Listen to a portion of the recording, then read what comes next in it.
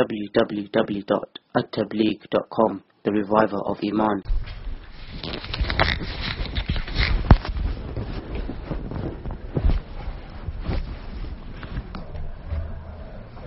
السلام علیکم. بسم اللہ الرحمن الرحیم. الحمد للہ رب العالمین والصلاة والسلام علی سید الانبیاء والمرسلین سیدنا و مولانا محمد وعلی آلہ واصحابہ اجمعین. اما بعد، اعوذ باللہ من الشیطان الرجیم. بسم اللہ الرحمن الرحیم. لو انزلنا هذا القرآن على جبل لرأيته خاشعا متصدعا من خشية الله وتلك الأمثال نضربها للناس لعلهم يتفكرون. صدق اللہ العظیم. میرے واجب الاحترام دوستوں، بزرگوں، گھر پر سننے والی ماں اور بہنوں، جمعہ کو تو بہت گرمی تھی، ہم ڈر رہے تھے کہ روزے کا کیا ہوگا. روزہ شروع ہوا اور اللہ پاک نے ٹھنڈک کر دی، بارش برسا دی، روزہ آسان کر دیا، کام والوں کے لیے اور آسان کر دیا. ویکینڈ سے روزہ شروع ہوا، پھر بینک ہالیڈے منڈے بھی ہے، اب کل سے ان کی ٹھوس نکل جائے گی. اللہ پاک سب کے لیے روزہ آسان کرے. ہمارے یہاں کچھ بچے پڑھنے آتے ہیں، بیچارے آج شام کو آئے ہوئے تھے، کہنے لگے مولانا صاحب کل تو اسکول جانا ہے، ایگزام ہے، پتہ نہیں کیا ہوگا، دعا کرو اللہ آسان کر دے. میں نے کہا اللہ تمہارا ایگزام بھی آسان کرے، روزہ بھی آسان کرے. کہنے لگے تھوڑا سا اسکول میں سو جائیں گے تو سلیپ کیچ اپ کرنا پڑے گا، شام کو آ کر تھوڑی سلیپ کیچ کرنی پڑے گی. اللہ پاک سب بچوں کے ایگزام آسان کرے اور سب کو اچھے گریڈز نصیب کرے. رمضان کا مبارک مہینہ، جیسے امام صاحب نے فرمایا شہر القرآن ہے، قرآن کا مہینہ ہے. شہر رمضان الذی انزل فیہ القرآن. اب یہ قرآن پاک ہے کیا؟ اوہو، قرآن تو قرآن ہے. قرآن کلام اللہ ہے، رب العالمین کا کلام ہے. وَإِنَّهُ لَتَنزِيلُ رَبِّ الْعَالَمِينَ نَزَلَ بِهِ الرُّوحُ الْأَمِينُ عَلَى قَلْبِكَ لِتَكُونَ مِنَ الْمُنذِرِينَ بِلِسَانٍ عَرَبِيٍّ مُبِينٍ. رب العالمین کا اتارا ہوا کلام ہے، عام بات نہیں ہے. رب العالمین کا کلام، اللہ نے خود اس کلام کو فرمایا ہے اور روح الامین کے ذریعے اتارا اور آپ کے قلب پر اتارا. دوسرے پیغمبروں کو کتاب دی کہ لو تورات، لو زبور، لو انجیل، فخذها بقوة وامر قومك يأخذوا بأحسنها. مضبوط پکڑو اس کتاب کو اور اس کے اچھے اچھے احکام پر عمل کرو. لیکن قرآن کو حضور کے ہاتھ میں نہیں دیا، دل پر اتارا. اسی لیے قرآن ٹرانسفرڈ ہوا سینہ بسینہ، ہارٹ ٹو ہارٹ. اور اسی لیے قرآن اب تک محفوظ ہے کیونکہ حافظ اس کی حفاظت کرتے ہیں. تو قرآن کی بڑائی اور عظمت اور گریٹنس کو ہم کبھی اس کا اندازہ نہیں لگا سکتے کہ یہ کتنا بڑا کلام ہے جی. انگریزی میں بولتے ہیں the speech of the king is the king of all speeches. بادشاہ کا جو کلام ہوتا ہے وہ تمام کلاموں کا بادشاہ ہوتا ہے، اس کی بات فائنل ہوتی ہے.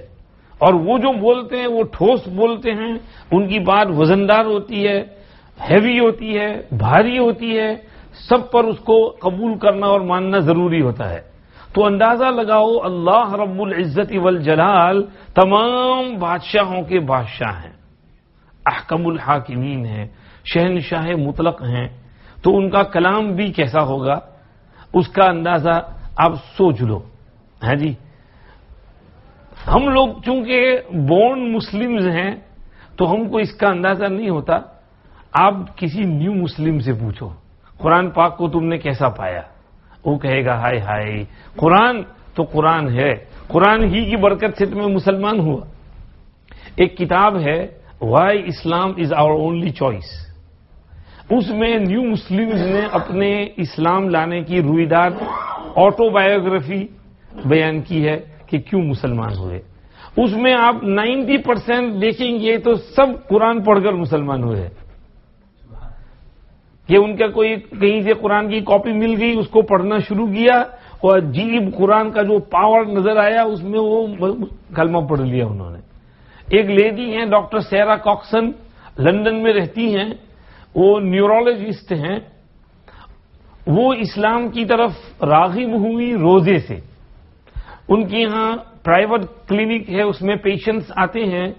تو ایک پیشنٹ آئے ہوئے تھے تو ان کے روزے کا زمانہ آیا تو انہوں نے کہا کہ میری دوائی کا ٹائم آگے پیچھے کر لینا، میں روزہ رکھوں گا اور روزے کی حالت میں دوائی نہیں لوں گا. آپ کو لینا پڑے گا، آپ کو یہ پرابلم وہ پرابلم ہے کچھ نہیں، تم ٹائمنگ آگے پیچھے کرو.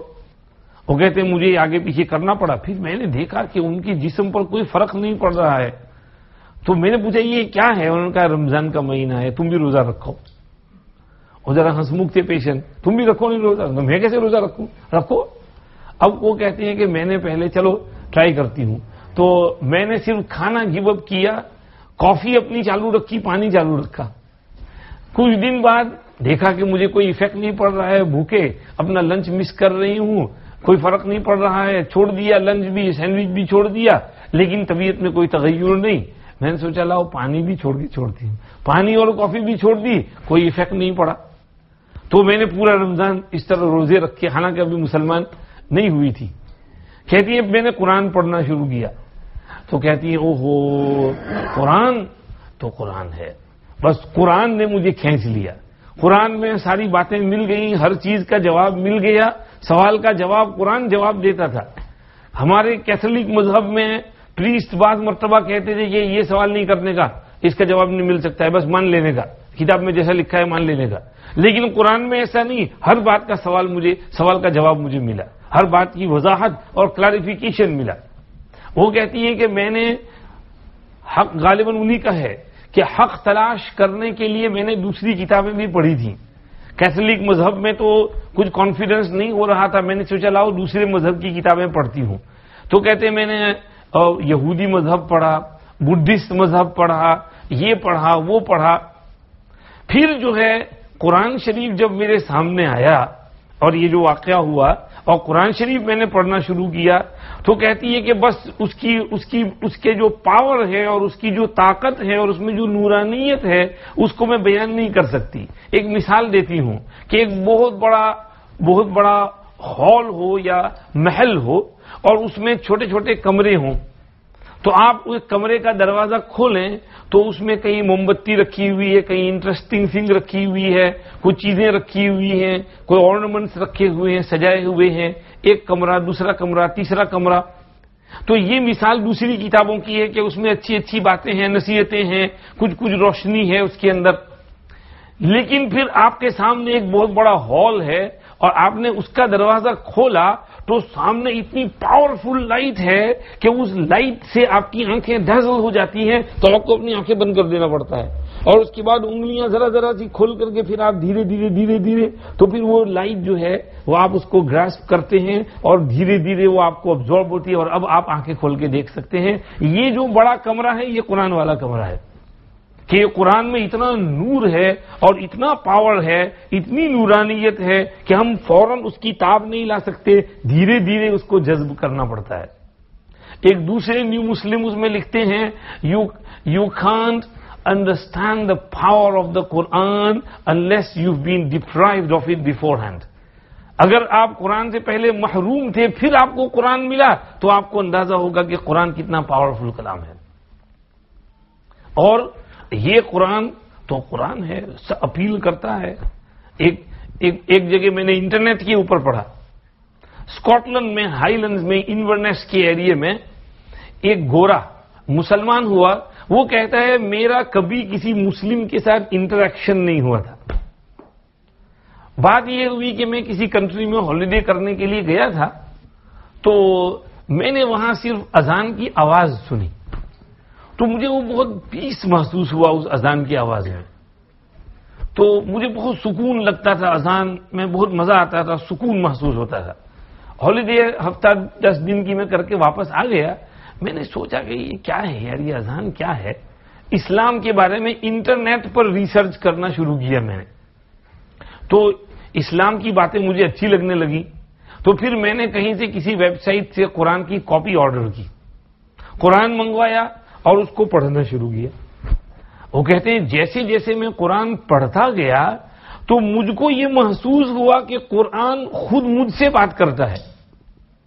یعنی اللہ پاک ڈائریکٹ مجھ سے بات کر رہے ہیں اور میرے دل میں جو سوال شکوک شبہات آتے ہیں اللہ پاک اس کا جواب دیتے جاتے ہیں.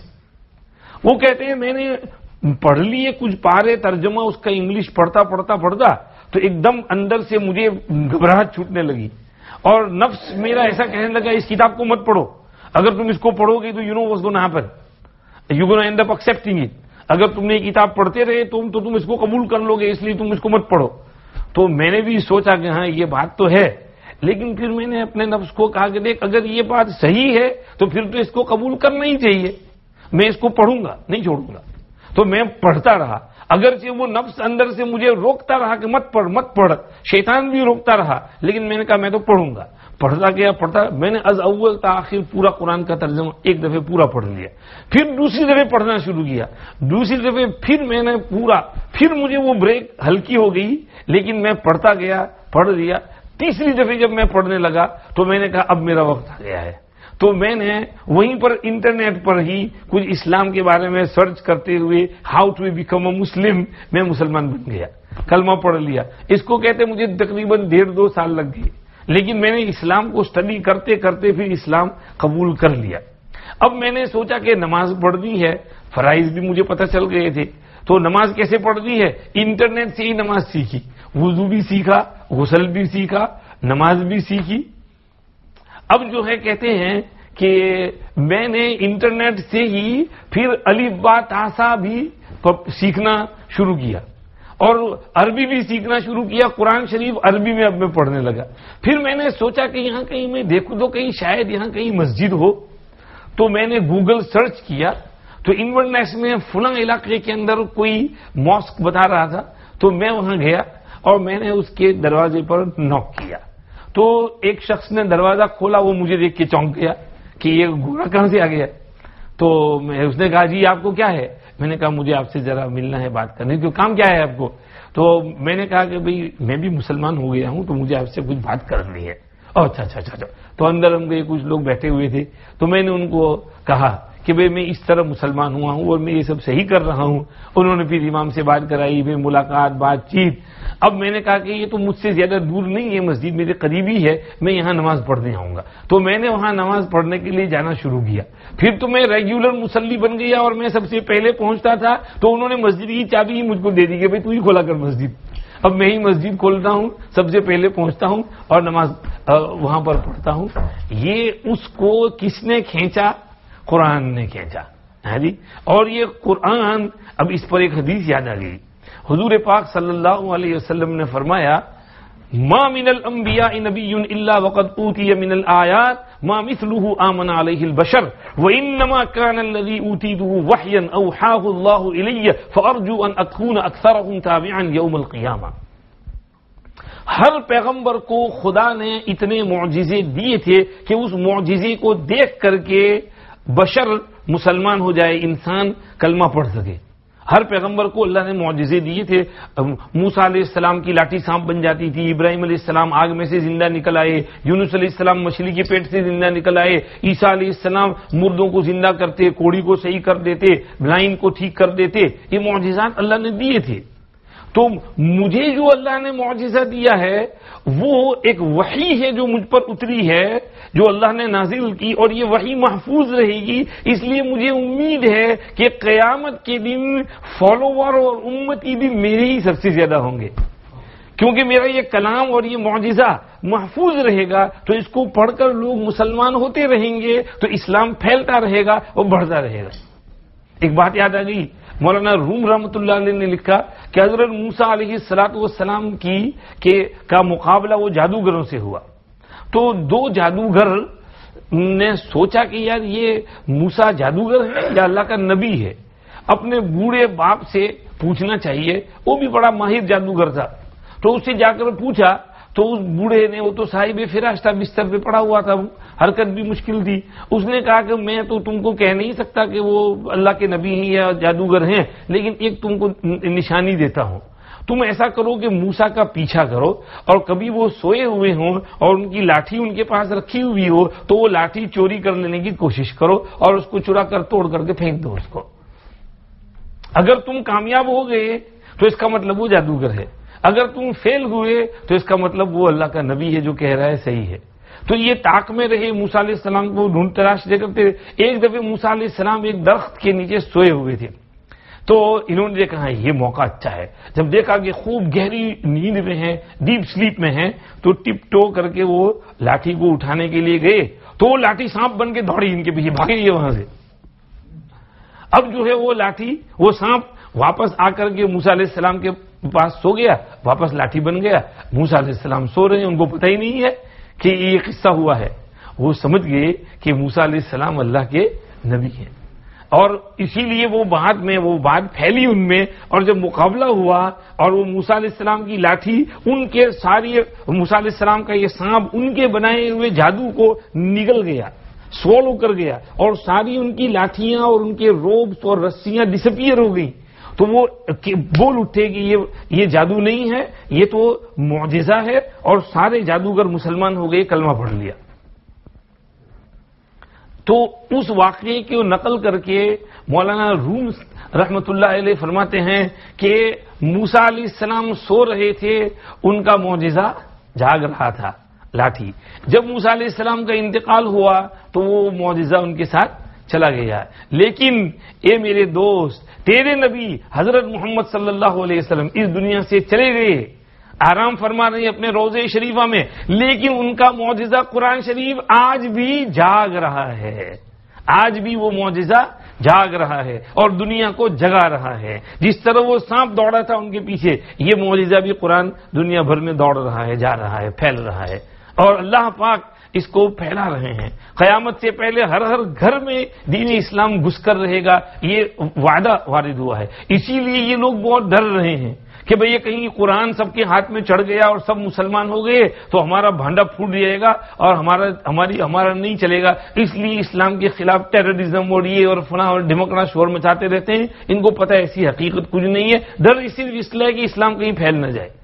اسی لیے آج سے 100 سال 150 سال پہلے کوئین وکٹوریا کے دور میں جب وہاں پر برٹش وائس روئی انڈیا میں بہت آنا جانا تھا اور ان کی حکومت تھی، راج تھا، تو ایک دفعہ وہاں سے وہ یہاں آیا اور پارلیمنٹ میں بحث ہو رہی تھی. تو یہ آیا اور اپنے ساتھ قرآن کی ایک کاپی لایا تھا.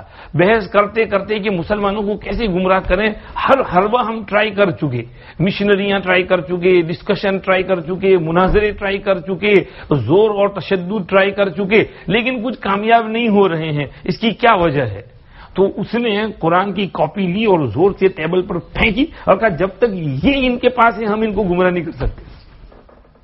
جب تک یہ کتاب ان کے پاس ہے ہم ان کو گمراہ نہیں کر سکتے. خدا کی شان کہ یہ قرآن کو مٹانے کے لیے وہاں گئے تھے، خدا پاک قرآن کو ہی ان کے گھر میں لے آئے اور پورے ملک میں قرآن پھیلا دیا، اور پورے ملک میں قرآن کے حافظ ہو رہے ہیں، قرآن کی تفسیریں ہو رہی ہیں اور قرآن پھیل رہا ہے. قرآن تو قرآن ہے، اللہ کا کلام ہے. شاید اللہ بھی چاہتے ہیں کہ ان کا بھی کچھ بھلا ہو، ان کا ملک بھی محفوظ رہے، اور شاید ان کو بھی کچھ ہدایت ملے. یہ نہیں تو ان کی نسلیں، جیسے طائف کے لیے حضور نے کہا تھا کہ ان کی پشتوں سے، ان کی نسلوں سے کچھ لوگ آئیں گے جو اللہ کو مانیں گے. شاید اللہ کو بھی یہ اللہ چاہتے ہیں، اللہ اچھے لگتے ہیں یہ لوگ کہ بھائی کم سے کم کچھ غریب، مسکین، ضعیف، بیمار کی مدد بہت کرتے ہیں. اللہ چاہتے ہیں ان کا بھی کچھ بھلا ہو، کچھ ان کا بھی سکھ ہو. تو اللہ پاک اس لیے ہم لوگوں کو یہاں لائے ہیں تاکہ ہم قرآن پاک کی دعوت ان کو دیں اور جہاں تک ہو سکے ان تک اللہ کا پیغام پہنچائیں. اب اس میں ہم کو ضروری ہے کہ ہم جو ہیں ان کے ساتھ اچھا سلوک کریں، قرآن کا پیغام پہنچائیں، کوئی ہماری طرف سے تکلیف نہ پہنچے. کل جو ہے ایک ٹیکسٹ آیا لندن میں کسی مسجد میں، گورے نے فیس بک کے اوپر رکھا کہ فلاں مسجد سے یہ لوگ باہر نکلے تراویح پڑھ کر تو بہت شور مچایا اور گپے مار رہے ہیں، قہقہے لگا رہے ہیں زور زور سے، اور گاڑیوں کے دروازے سلام کر رہے ہیں اور تیزی سے بھگا رہے ہیں، اور رات کے 1 بجے ہم کو نیند سے جگا دیا، نیند خراب کی. اگر پورا مہینہ اس طرح گزارا تو ہمارا کیا ہوگا اور کمیونٹی ریلیشن کا کیا ہوگا، ہم صبح کام پر کیسے جائیں گے. ایسا نہیں ہونا چاہیے. قرآن کو ان کے لیے قرآن کو بدنامی کا ذریعہ نہیں بنانا چاہیے. قرآن کو تو نیک نامی کا ذریعہ بنانا چاہیے. قرآن کا پیغام ان تک پہنچانا چاہیے. ہم کو عملی طور پر مجسم قرآن بن جانا چاہیے. تو یہ قرآن پاک کی عظمت. اور یہ دیکھ لیجئے شروع زمانے سے قرآن پاک جب نازل ہوا ہے تو ہدایت کا ذریعہ کیا بنتا تھا؟ قرآن پاک. حضرت عمر کیسے مسلمان ہوئے تھے؟ قرآن پڑھ کر، ہے نا جی. اور دوسرے جنات کیسے مسلمان ہوئے تھے؟ قرآن سن کر. انا سمعنا قرآنا عجبا، ہم نے تو عجیب قرآن سنا. یہدی الی الرشد، یہ صحیح راہ بتاتا ہے، صحیح راہ کی طرف رہنمائی کرتا ہے. فآمنا بہ، ہم تو اس پر ایمان لے آئے ہیں. ولن نشرک بربنا احدا، ہم رب کے ساتھ کسی کو شریک نہیں کریں گے. تو یہ قرآن پاک بہت عظمت والا کلام ہے، بہت بھاری کلام ہے، بہت وزندار کلام ہے، بہت نورانی کلام ہے. اس لیے ہمیں اس کی قدر کرنا چاہیے، اس کو خوب پڑھنا چاہیے. اس کی بڑائی اور عظمت کا احساس ہمارے دلوں میں ہونا چاہیے. جب تلاوت کریں اس وقت بھی اس کی عظمت اور احترام کا خیال رکھتے ہوئے اس کی تلاوت کریں. کوشش کریں کہ ادب سے باوضو قبلہ رو بیٹھ کر قرآن شریف کو اونچی جگہ پر رکھ کر پھر تلاوت کریں. اس کا استحضار ہو کہ یہ میرے اللہ کا کلام ہے، میرے اللہ کا کلام ہے. جی حضرت شاہ عبد القادر رائے پوری صاحب رحمۃ اللہ علیہ عصر بعد اپنا قرآن سناتے تھے. خادم خدمت میں مشغول ہوتا تو اس کا ادھر ادھر بھاگ دوڑ آنا جانا ہوتا. تو وہ کہتا ہے کہ میں نے دیکھا کہ حضرت پر تلاوت کے وقت ایک عجیب کیفیت طاری ہو جاتی ہے. مول صاحب سوری ہے، یہ پرسوں تو یہ ایک دم سے بند ہو گیا تھا. یہ گھر والے کہہ رہے تھے کہ یہ بند کیوں ہو گیا تھا. ٹھیک ہے معاف کرنا، یہ میری کو گڑبڑ ہوگی. یہ کھینچ رہا ہے، اس کو نیچے اتار دیں. حضرت شاہ عبد القادر رائے پوری رحمۃ اللہ علیہ تلاوت کے وقت ان کی ایک عجیب کیفیت ہوتی تھی. تو خادم وہاں سے گزرا، اس نے دیکھا کہ حضرت پر ایک عجیب کیفیت ہے. تو وہ سوچنے لگا کہ ہائے کاش تلاوت کے وقت ہمیں بھی کچھ یہ کیف محسوس ہوتا. حضرت کو کشف ہو گیا.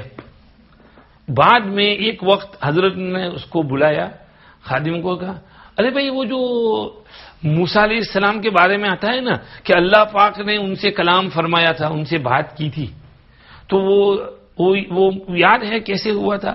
وہ درخت میں سے آواز آ رہی تھی اور اطراف میں سے ہر طرف سے آواز آ رہی تھی، اور موسیٰ علیہ السلام اپنے گوشے گوشے سے چو طرف سے اپنے جسم کے روئیں روئیں سے اس کلام کو سن رہے تھے، اور ایک عجیب لطف اور لذت اور ایک کیف ان پر طاری تھی. یہی وارد ہوا ہے نا؟ کہاں ہاں ایسا پڑھا تو ہے.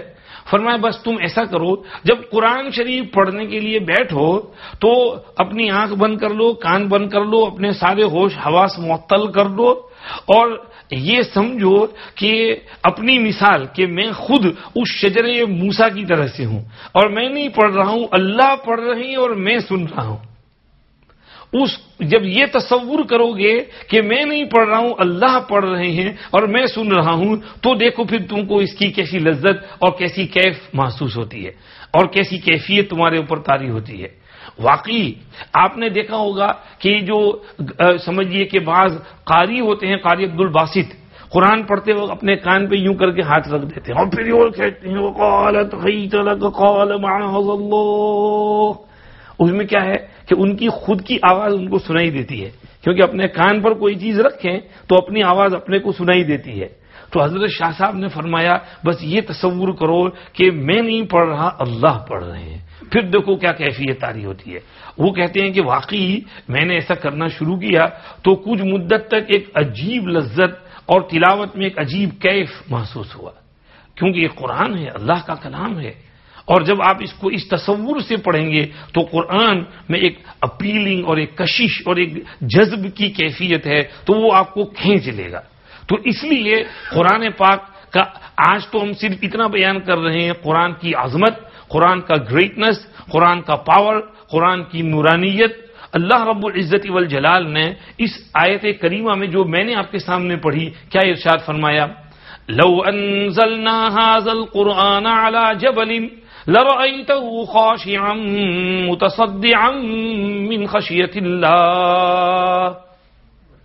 اگر ہم اس قرآن کو کسی پہاڑ پر اتارتے تو تم دیکھتے کہ وہ پہاڑ اس قرآن کے بوجھ سے ٹکڑے ٹکڑے ہو رہا ہے، خدا کے خوف سے پھٹے جا رہا ہے.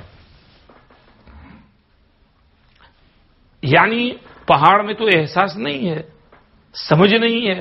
پہاڑ تو پتھر ہے، جامد ہے، ایک جامد چیز ہے. اگر خدائے پاک اس کو وہ سمجھ اور فہم اور عقل دے دیتے جو انسان کو دی ہے اور پھر اس پر قرآن کو نازل کرتے تو وہ پہاڑ اس قرآن کو تاب نہ لا سکتا، ٹکڑے ٹکڑے ہو جاتا. میں اس کی مثال دیتا ہوں. دیکھو جی، موسیٰ علیہ السلام نے کوہ طور پر اللہ سے کہا تھا رب ارینی انظر الیک، پروردگار مجھے یہ دکھائیے، میں آپ کی ذات دیکھنا چاہتا ہوں. تو اللہ نے فرمایا لن ترانی، نہیں دیکھ سکتے. فرمایا ولکن انظر الی الجبل فإن استقر مکانہ فسوف ترانی، پہاڑ کو دیکھو، اگر پہاڑ اپنی جگہ ٹھہرا رہا تو تم مجھے دیکھ سکو گے. میں پہاڑ پر ذرا سی تجلی کرتا ہوں. فلما تجلی ربہ للجبل جعلہ دکا وخر موسیٰ صعقا.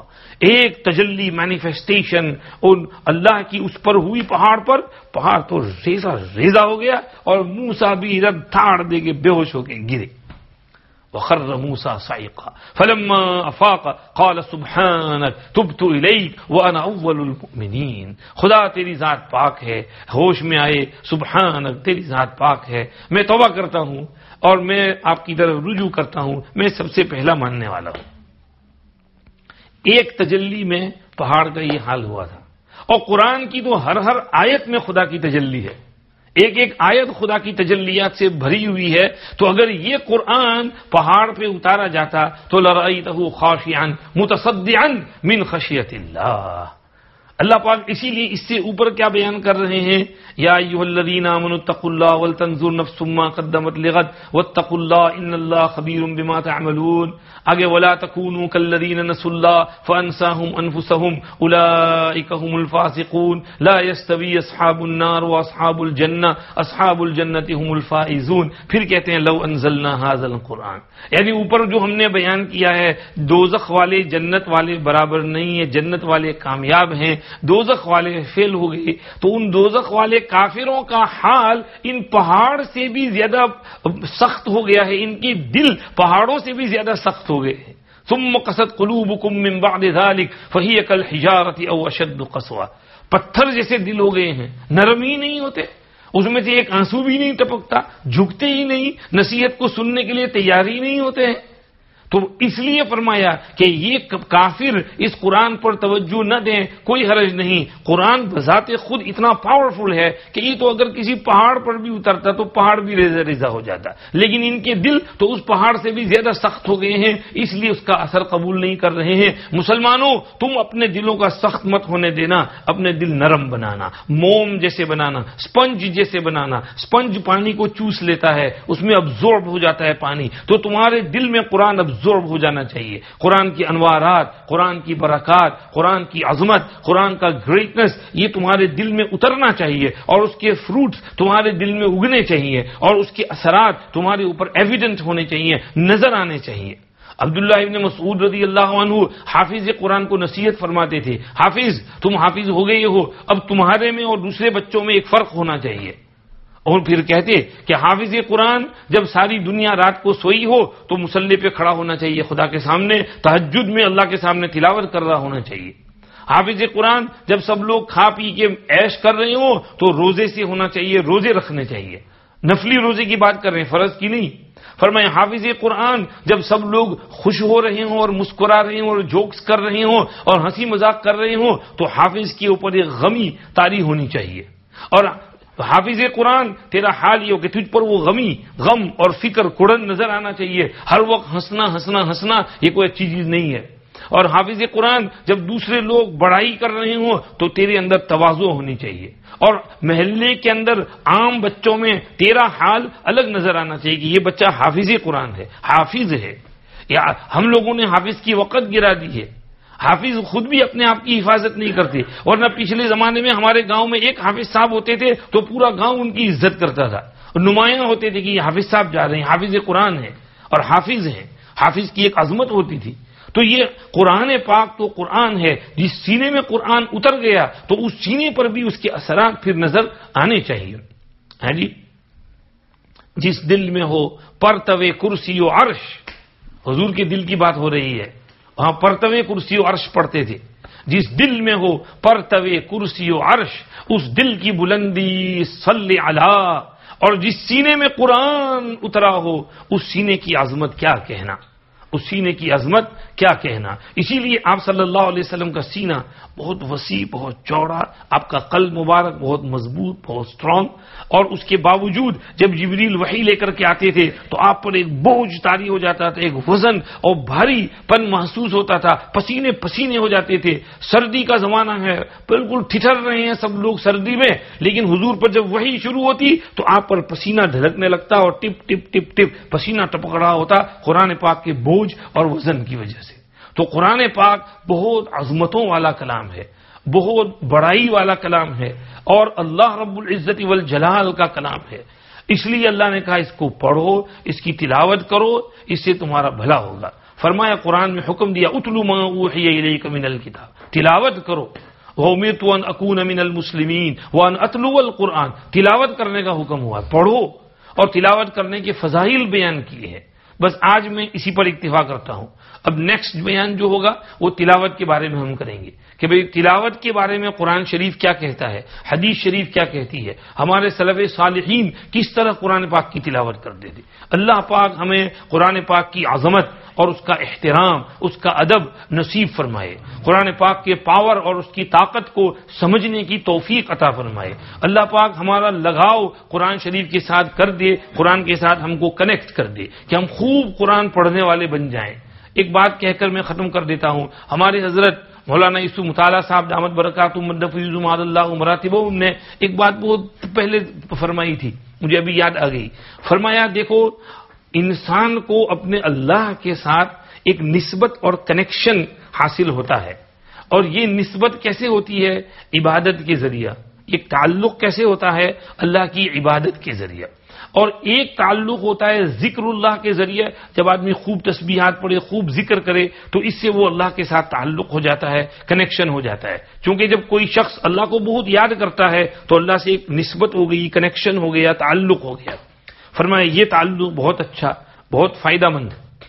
دوسرا تعلق جو اللہ کے ساتھ ہوتا ہے وہ قرآن پاک کے ذریعہ، کہ ایک آدمی قرآن بہت پڑھے، قرآن بہت پڑھے، قرآن بہت پڑھے تو اس کا تعلق اللہ کے ساتھ مضبوط ہو جائے، یہ نسبت اس کو حاصل ہو جائے۔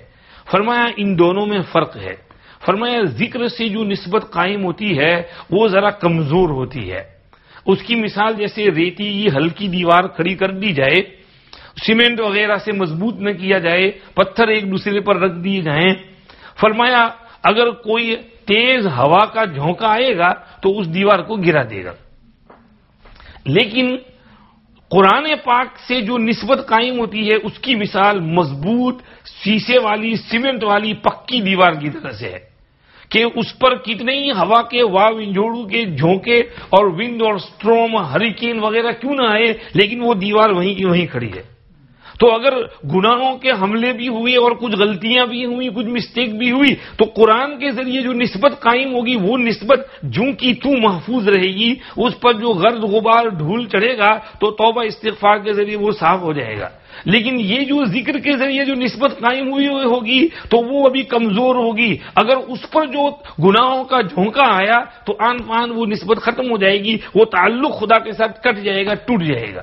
اس لیے قرآن کی نسبت زیادہ پکی ہے تو اس کے ذریعے اپنی نسبت قائم کرو۔ بے شک ذکر کے ذریعے بھی نسبت قائم کرو، اس کو ہم منع نہیں کر رہے ہیں، وہ بھی ضروری ہے کہ ذکر کے ذریعے قرآن کی برکات اور لذتیں دوبالا ہو جائیں گی، زیادہ ہو جائیں گی، لیکن ذکر والی نسبت ذرا کمزور رہتی ہے بنسبت قرآن والی نسبت کے، کہ قرآن کے ذریعے جو نسبت ہوتی ہے وہ بہت مضبوط اور پختہ اور اٹوٹ ہوتی ہے. اس لیے قرآن کی خوب تلاوت کرو، خوب پڑھو. قرآن کو خوب صرف پڑھو نہیں، قرآن کے معنی کو بھی سمجھو، تدبر کرو، تفسیر کے سبق میں بیٹھو، سمجھنے کی کوشش کرو، اور قرآن کے ساتھ اپنا جوڑ جو ہے کنیکشن اس کو مضبوط کر دو. پھر دیکھو کہ اللہ کے ساتھ تمہارا جو کنیکشن تعلق قائم ہوا ہے وہ کیسا پختہ ہو جاتا ہے اور کتنا لطف آتا ہے. پھر قرآن پڑھنے میں بھی مزہ آئے گا.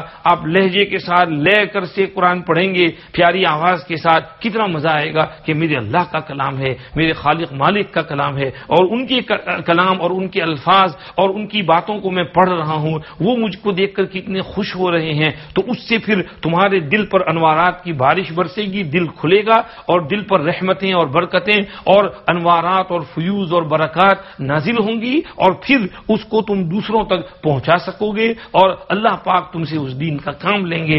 اس لیے ضروری ہے کہ امت قرآن کے ساتھ اپنا تعلق مضبوط کرے، اس کی خوب تلاوت کرے، اس کو سمجھے اور اس کو پھیلائے. اللہ مجھے بھی عمل کی توفیق دے، آپ کو بھی عمل کی توفیق دے. درود شریف پڑھ لیں، اور اس کے بعد دعا کے بعد قرآن شریف پڑھنے کے لیے بیٹھیں گے انشاءاللہ، پڑھیں گے قرآن شریف. اللہ عمل کی توفیق دے. سبحانک اللہم و بحمدک، نشہد ان لا الہ الا انت، نستغفرک و نتوب الیک. اللهم لك الحمد كله ولك الشكر كله ولك الملك كله بيدك الخير كله وإليك يرجع الأمر كله لا نحصي ثناء عليك أنت كما أثنيت على نفسك. اللهم صل على سيدنا محمد النبي الأمي وعلى آله وأصحابه وسلم تسليما. ربنا آتنا في الدنيا حسنة وفي الآخرة حسنة وقنا عذاب النار. رب اغفر وارحم وأنت خير الراحمين. رب اغفر وارحم وأنت خير الراحمين. رب اغفر وارحم وأنت خير الراحمين. اللهم اغفر لنا وارحمنا وعافنا وارزقنا واسترنا واجبرنا واهدنا وارفعنا إنا لما أنزلت إلينا من خير فقراء. اللهم نور قلوبنا بالقرآن وزين أخلاقنا بالقرآن ونجنا من النار بالقرآن وادخلنا الجنة بشفاعة القرآن. اللهم اجعل القرآن العظيم ربيع قلوبنا ونور صدورنا وجلاء أحزاننا وذهاب همومنا وغمومنا وكروبنا يا رب العالمين. اللهم ذكرنا منه ما نسينا وعلمنا منه ما جهلنا وارزقنا تلاوته آناء الليل وأطراف النهار واجعله لنا حجة يا رب العالمین. یا ارحم الراحمین، محض اپنے فضل و کرم سے ہم سب کی مغفرت فرما دیجئے، پوری امت کی مغفرت فرما دیجئے، پوری امت پر رحم کر دیجئے، کرم کر دیجئے، معاف کر دیجئے، خیر کے فیصلے فرمائیے. پروردگار عالم ہم سب کو قرآن پاک کے ساتھ خصوصی لگاؤ اور کنیکشن نصیب فرمائیے. یا اللہ قرآن کی عظمت اور اس کی گریٹنس اور اس کے مجسٹک نیچر کو سمجھنے کی توفیق عطا فرمائیے، اور قرآن پاک کے ساتھ خاص تعلق نصیب فرمائیے، اور قرآن پاک کی کثرت سے تلاوت نصیب فرمائیے. ہمارا شمار اہل القرآن میں فرمائیے، جو اہل اللہ اور خاصۃ اللہ اور اولیاء اللہ ہیں. یا اللہ ہمیں یا اللہ قرآن پاک کو کثرت سے پڑھنے اور اس کے سمجھنے کی توفیق عطا فرمائیے، اور اس کے نشر و اشاعت کرنے پھیلانے کی توفیق عطا فرمائیے، اور رمضان کے مہینے میں خاص طور پر تلاوت میں اضافہ کرنے کی توفیق عطا فرمائیے. ہمارے گھروں میں گھر میں یا اللہ بڑوں سے چھوٹوں سے تلاوت کی آواز آنی چاہیے. ہماری دیواریں یا اللہ قرآن پاک کی آواز سے گونجنی چاہیے. ہماری مسجدیں قرآن پاک کی تلاوت کے ساتھ گونجنی چاہیے. یا اللہ اس کی ہم کو توفیق عطا فرمائیے، اور قرآن پاک کو خوب کثرت سے پڑھنے کی توفیق عطا فرمائیے. آپ کی ذات کے ساتھ محبت عطا فرمائیے، آپ کے کلام پاک کے ساتھ محبت عطا فرمائیے، آپ کے نبی پاک صلی اللہ علیہ وسلم کے ساتھ محبت عطا فرمائیے، آپ کے نیک بندوں کے ساتھ محبت عطا فرمائیے، اور صحیح راہ پر چلنے کی توفیق عطا فرمائیے. ہمارے ٹوٹے پھوٹے روزے بھی قبول فرمائیے، اور ٹوٹی پھوٹی تلاوت بھی قبول فرمائیے، ٹوٹی پھوٹی دعائیں اور ذکر فکر اور تسبیحات بھی قبول فرمائیے. ہماری کوتاہی کمزوری سستی اور غفلت کو معاف فرمائیے. روزے ہمارے لیے آسان فرمائیے، تراویح آسان فرمائیے، تلاوت آسان فرمائیے، قبول فرمائیے. ربنا تقبل منا انك انت السميع العليم وتب علينا انك انت التواب الرحيم وصلى اللهم وسلم على سيدنا محمد وآله وصحبه اجمعين برحمتك يا ارحم الراحمين.